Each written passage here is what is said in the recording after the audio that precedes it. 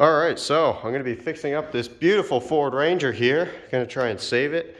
So I have a ton of different parts for it, and we'll see how far we get on that. Pretty much needs everything, every bushing is shot. Urgently, the front passenger side wheel bearing is bad, so I have brand new Moog wheel bearings for both sides, but we'll start with the passenger. So that's that. So first thing I'm gonna do here is break all these lug nuts loose, and then try and break loose this axle nut, which hopefully won't be too difficult to do. My impact, my nice electric Milwaukee one, I don't currently have, and I just found out that my airline has a hose in it, so I won't have any pneumatic tools. So just working with a breaker bar, and hopefully everything goes according to plan. So yeah. All right, I apologize. I was working on this thing late last night with my buddy, and I honestly forgot to record most of it. So I'm just going to show you guys on this side step by step, so that way you get a good idea of what you're doing. So I already did the other side, just like I just mentioned.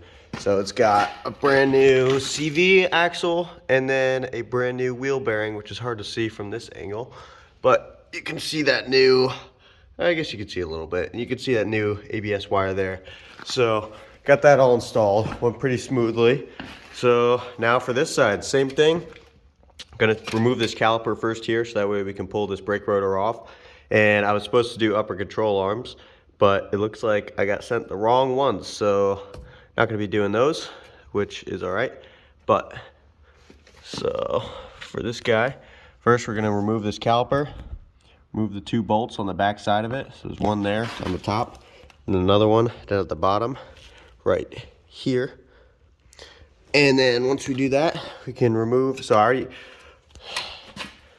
already removed the axle nut while the vehicle was on the ground, which is important because that's hard to get off sometimes. I mean, it actually wasn't that hard for me to get off, but usually those can be pretty stuck on there. That with the wheel, obviously take the wheel off. So once you do that, you can remove the wheel bearing, which I'll show you after I get this caliper and hub off.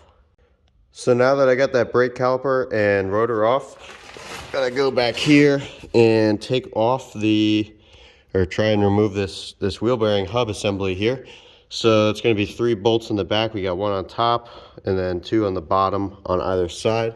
Let's see, the other one is over here, right there. And then if this CV on the other side, it was already knocked loose, but since this one's not, you can go ahead and break that loose by putting a punch in there if you're worried about damaging the threads. I'm going to be replacing the whole CV shaft anyway, so I'm just going to give it a couple taps with a hammer. And should eventually break loose, and then, you know, once I can push through there, that'll allow the hub to slide right off. So after a few good whacks with a hammer, this should come off, and then you're going to have this ABS wire. Now, if you are replacing your hubs, don't get any that you know you have to reuse this sensor, because this is extremely hard to remove without breaking. You're probably going to break it and then end up with a light on your dash, and you're just going to have to change it afterwards. So just get the whole assembly. And then when you go back here, there's going to be a bolt that attaches that to this this knuckle assembly, and then you're just going to remove all these. They just pop right out of the frame. Or if yours didn't come with new clips, you can just unclip these, take the wire out, and then it plugs in up here. Just a simple clip. Should be able to push in on the side here and then pull it right out. Just like that. So then you can remove this whole assembly. So the next thing I'm going to do here is just remove the CV axle. And in order to do that, all you have to do is come in here. Yeah, so you guys can see. Come in here, and then you should be able to just stick a pry bar up in here. Be careful not to damage anything. And very easily and lightly just pry this thing out slowly, just like that. It should be enough. You just pull it right out,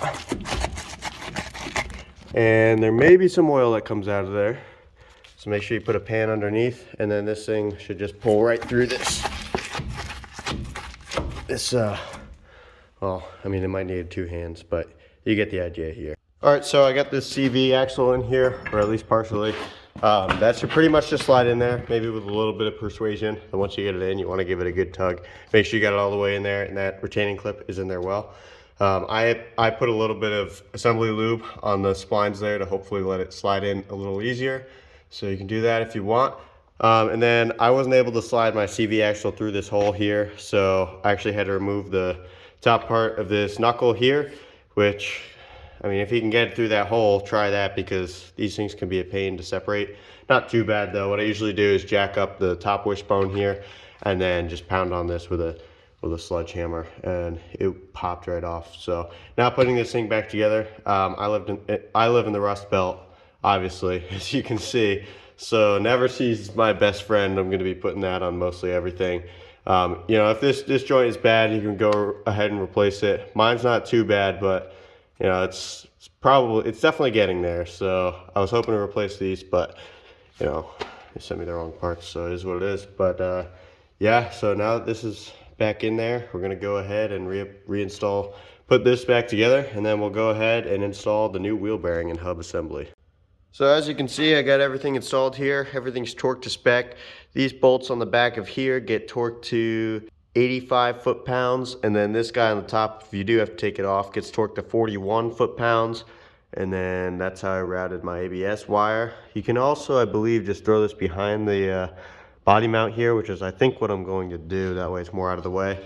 And then next step is going to be to remove all the rust on the inside of this brake rotor here, so that way the wheel can sit flush against our new hub.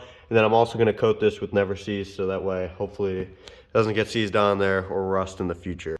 Alright, so once you get that brake caliper on and you get those bolts nice and tight in the back, throw the wheel back on, and then you can tighten your end nut here on the CV axle, and that I believe gets torqued to 185 foot-pounds. And then obviously your lug nuts, check your owner's manual on all these torques so you can double check. I don't want to be liable for anything, but lug nut torques, I did 100 foot-pounds. So yep, and then that's pretty much it for that. So after installing all those new parts, the truck ran great. I had it aligned right afterwards, and truck drove smooth and everything worked as it should. So that's going to be pretty much it for this video, guys. Thanks for watching, and don't forget to like and subscribe.